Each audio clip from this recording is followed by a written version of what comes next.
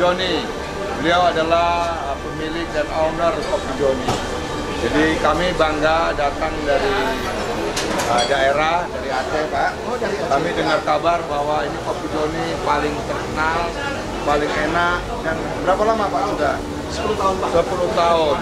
Jadi Kopi Joni ini sudah 10 tahun dan cukup terkenal. Yang paling terkenal adalah kopi susu, Pak. Kopi susu dan telur apa, Pak? Telur setengah batang. Jadi rekan-rekan yang datang ke Jakarta, silakan singgah ke Kopi Joni. Ini kopinya pakai kopi dari Aceh nggak, Pak?